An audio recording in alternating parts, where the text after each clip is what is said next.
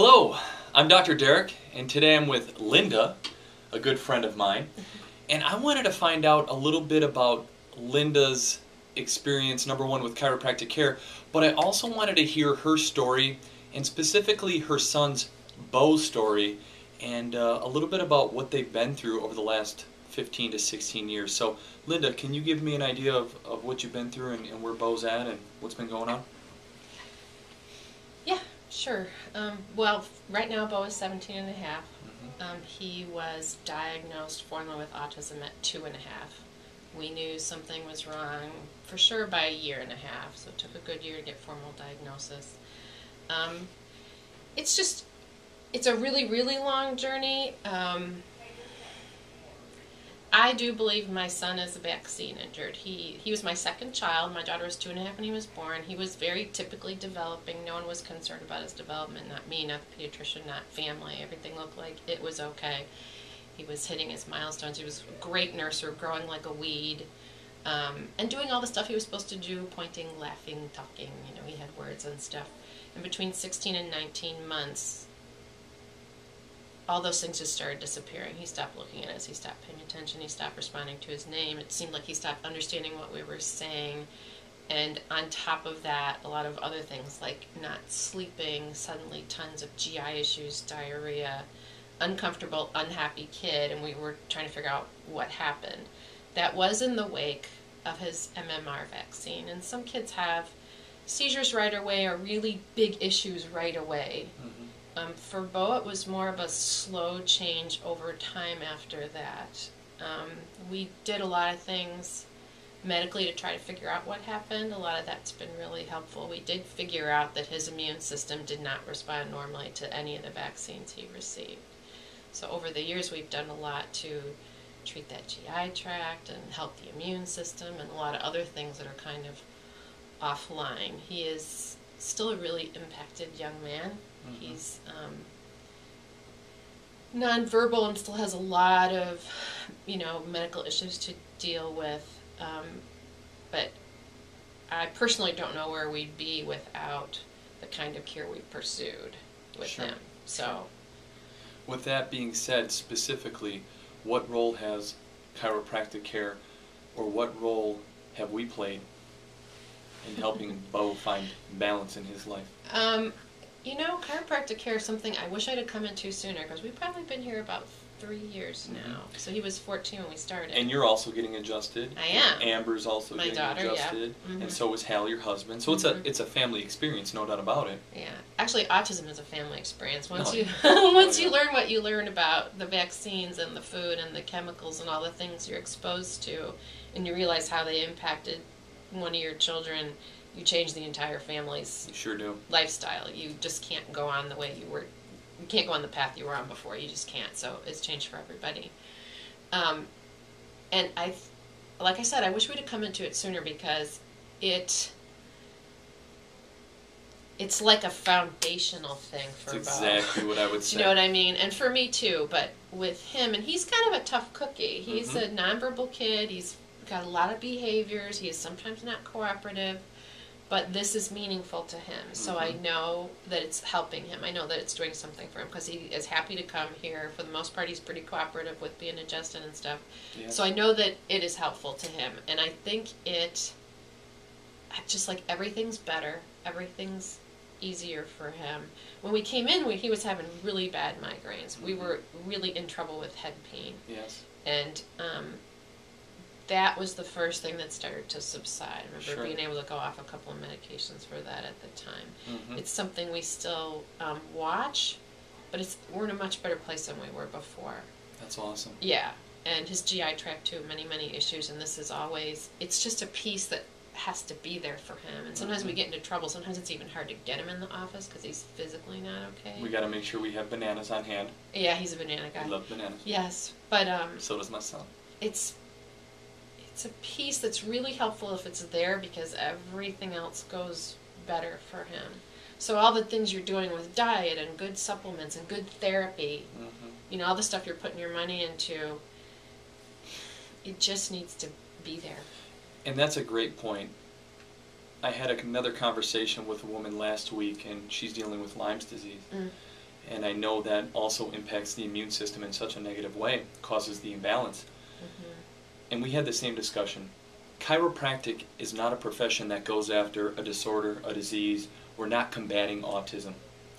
What we're looking to do is build a good foundation to enhance the function of the neurology, to enhance the function of the immune system, so that how we eat and how we move and how we think can all improve upon within itself.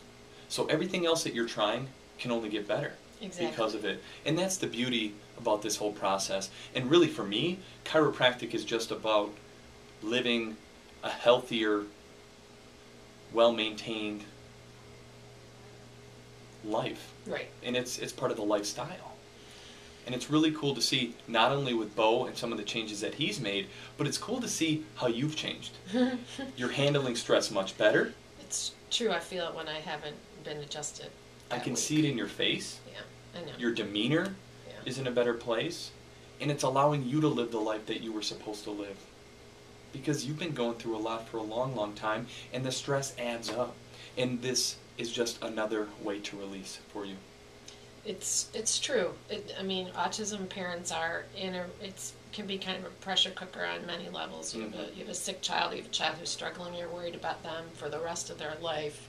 Financially, it is a huge demand. Yeah. And so the stress is pretty high up there. Tough on marriages, just tough on every part of your life, tough on siblings. So having a way that's good for you to handle stress, because sometimes we pick bad ways to handle our stress. You got it. I know, but I can feel it when I'm not in here. When I walk out the door, I feel better, more centered, like I can handle it and like I'm okay in my own body. I don't know if that makes sense. And it's funny because years ago I had a friend who was a chiropractor. This is before I had my children. And he had 6 kids, all super healthy kids. And he said to me, this is in 1995, He's not vaccinating his children. Yeah. And that sounded so crazy to me. And that's probably the only regret I really have in my life. I wish I had not vaccinated my children. And I went back to him and later said, I should have listened to you. I should have done my research, and I didn't. I just sort of trusted status quo, and I got in trouble. My kid got in trouble. My kid got really, really sick. So I think chiropractors have been pretty on target for a really long time. I wasn't paying attention like I should have. And I think the moral of the story is that we need to listen to our hearts. We need to really do the research. Yeah, it's out there. We need to honor the body, respect the body, do things that can bring the stress levels down, allow our bodies to be in a good position to heal and find balance. And this is just a part of the whole process. And I think for you, going through what you had to go through, it's made you a stronger person. And not many people can handle the situation like you have handled it. I mean, you're working with TACA, talk about curing autism. True. To me, it should be TAPA, talk about preventing autism. That'd be great. And I know we've had a really good relationship in trying to spread the word with that. And like I said, that organization needs you. Things have happened for a reason. And going forward, it's only going to get better. And I love that you're sitting here with me and telling the story and helping other parents out there that maybe, number one, don't know if they should go down path A or path B, and allowing them to hopefully dig a little bit deeper and start investigating. And then number two, if they're in a tough situation, if their kiddos are struggling with sensitivities,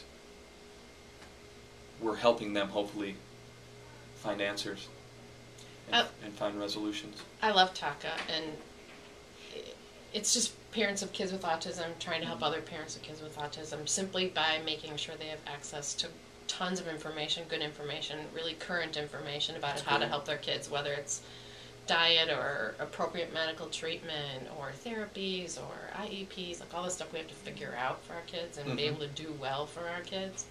It's all about that. And I mean, Dr. Tony's been at our meetings a few times talking about chiropractic care, and it's just another piece of things parents need to know about. But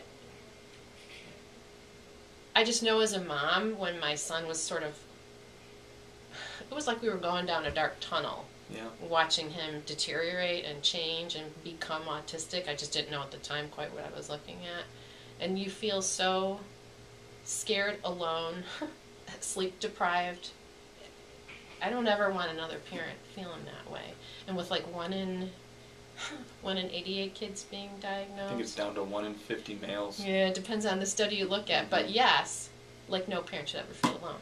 That no parent should ever feel alone. We need to talk to each other, share information, support each other, and it's the only way to make something good out of what happened to Bo. Yeah.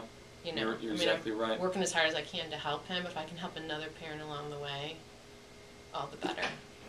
And if we can prevent it in the first place by building awareness, and that's what Kicks for Kids, my charity soccer tournament, is really striving to do, that's what we need to be doing. So we got to keep telling the story. So thank you so much. You're welcome.